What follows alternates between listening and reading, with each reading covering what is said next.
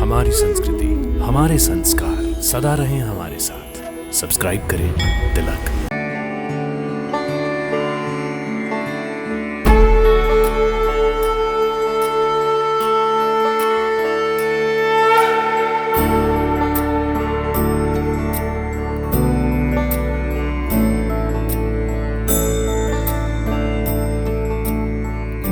जय भोलेनाथ, जय कार्तिकेय स्वामी। आप सभी का हमारे कार्यक्रम में हार्दिक अभिनंदन। भक्तों, मृत आत्माओं जिनकी मुक्ति नहीं हुई है तथा पितरों की मुक्ति के लिए हमारे देश में जो प्रसिद्ध स्थान है वो है गया जी और प्रयाग। प्रयाग और गया जी में अपने पितरों की निमित्त एवं मृत अतृप्त आत्माओं के निमित्त पिंडदान किया जाता है, जिससे आत्माओं को मुक्ति मिल सके तथा उन्हें उच्च लोकों की प्राप्ति हो सके। भक्तों, गया जी और प्रयाग के अतिरिक्त भी एक ऐसा स्थान है जहां पर अपने पितरों और मृत आत्माओं के निमित्त की गई पूजा और पिंडदान उन्हें स्वर्ग प्राप्ति करा देते हैं। आज हम आपको ऐसे ही एक मंदिर के दर्शन करवाने जा रहे हैं जहां पिंडदान करने से पितरों की तत्काल मुक्ति होती है। ये मंदिर है कार्तिकेय जी मंदिर। ये जो मंदिर है ये भगवान श्री कार्तिक जी का मंदिर है। इस मंदिर का वर्णन अपने 18 पुराणों में से पद्म पुराण एक पुराण है, जिसके विविध तीर्थों की महिमा स्वर्ग खंड के अध्यायों में लिखा कि नारद जी ने युधिष्ठिर को यहाँ भेजा था कि हे राजन, आप पृथुदक तीर्थ में जाए, जिसको वर्तमान में पेवा कहते हैं। वहाँ एक कार्तिक जी का स्थान है जो 3 लोकों में प्रसिद्ध बतलाया गया है। वहाँ आप देवताओं और पितरों के पूजन में तत्पर हो जाए। इस बात का वर्णन पद्म पुराण में आया। हरियाणा राज्य के कुरुक्षेत्र शहर से कुछ दूरी पर पिहोवा स्थान पर स्थित है ये अति प्राचीन श्री कार्तिकेय मंदिर। कहा जाता है कि यहाँ पर युधिष्ठिर ने भगवान श्री कृष्ण जी के कहने पर पूजन किया था। मंदिर की वास्तुकला बहुत ही सुंदर है। मंदिर की दीवारों पर की गई सुंदर नक्काशी मन को मोह लेने वाली है। मंदिर का इतिहास कुछ इस प्रकार है। जब मां पार्वती और भगवान शिव ने गणेश जी और कार्तिकेय जी दोनों पुत्रों को पूरी पृथ्वी की परिक्रमा करने की आज्ञा दी, तो गणेश जी ने अपने माता पिता श्री भोलेनाथ और मां पार्वती की परिक्रमा की और कार्तिकेय जी अपने वाहन मोर पर बैठकर पृथ्वी की परिक्रमा करने लगे। माता पिता की परिक्रमा को ही श्रेष्ठ बताया गया है, इसलिए माता पिता भगवान भोलेनाथ और माता पार्वती की परिक्रमा करना ही पूरे ब्रह्मांड की परिक्रमा करने के समान है। इसलिए गणेश जी की विजय हुई और मां पार्वती ने गणेश जी को विजय तिलक कर दिया। इस विजय तिलक से कार्तिकेय जी रुष्ट हो गए और उन्होंने अपने शरीर से खाल और मांस को उतारकर मां पार्वती के चरणों में रख दिया।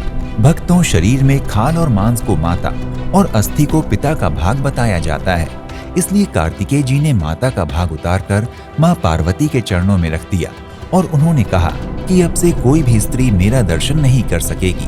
कार्तिकेय जी ये कहकर पिहोवा आ गए और यहाँ एक पिंडी के रूप में विराजित हो गए।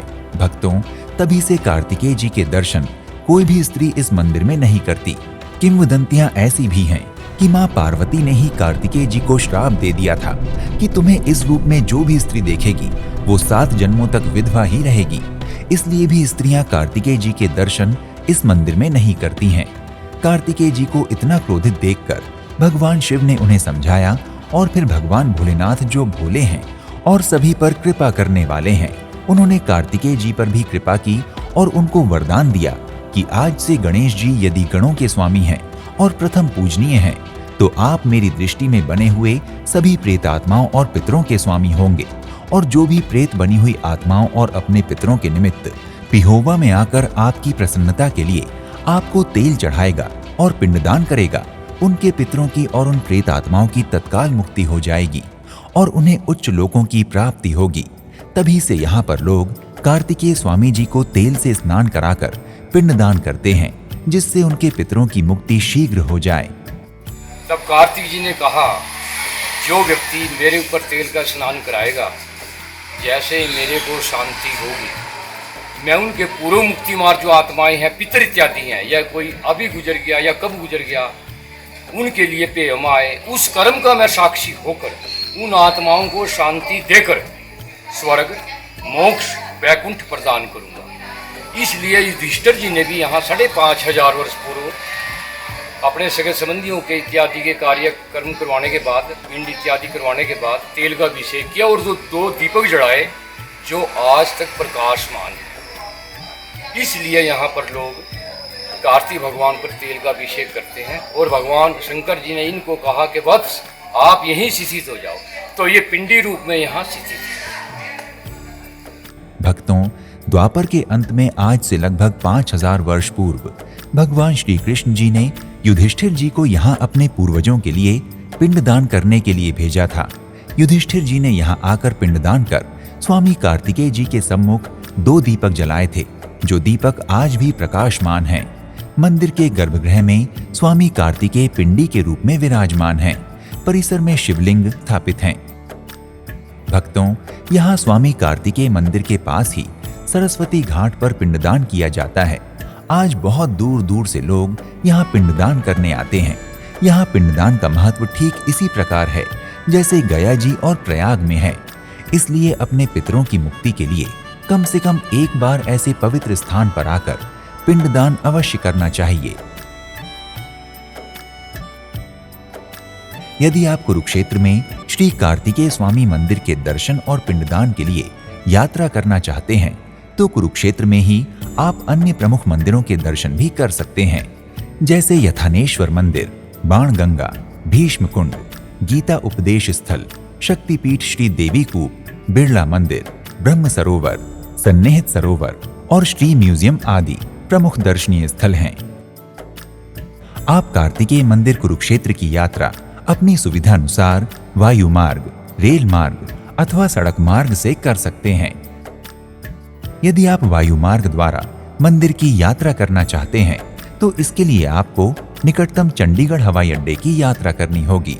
यहाँ के लिए दिल्ली, मुंबई आदि प्रमुख शहरों से फ्लाइट आसानी से मिल जाती हैं। हवाई अड्डे से आसानी से आपको मंदिर की यात्रा के लिए टैक्सी मिल जाएगी। यदि आप मंदिर की यात्रा रेल मार्ग से करना चाहते हैं तो कुरुक्षेत्र रेलवे स्टेशन देश के कई प्रमुख शहरों से रेल मार्ग द्वारा जुड़ा हुआ है। आप रेलवे स्टेशन से टैक्सी अथवा बस द्वारा मंदिर की यात्रा कर सकते हैं। इसके अतिरिक्त यदि आप मंदिर की यात्रा सड़क मार्ग से करना चाहते हैं तो कुरुक्षेत्र शहर देश के हर बड़े शहर से सड़क मार्ग द्वारा जुड़ा हुआ है। आप सरकारी अथवा निजी वाहन द्वारा आसानी से कुरुक्षेत्र पहुंचकर मंदिर के दर्शन कर सकते हैं। भक्तों, यदि आप कार्तिकेय मंदिर कुरुक्षेत्र की यात्रा करने की योजना बना रहे हैं तो शीघ्र ही अपनी यात्रा का श्री गणेश करें और स्वामी कार्तिकेय जी की कृपा से अपने पितरों का उद्धार करें। अगले एपिसोड में आपसे एक और धाम की यात्रा पर फिर से भेंट होगी। तब तक के लिए नमस्कार। हर हर महादेव। जय कार्तिकेय स्वामी। इति शुभम।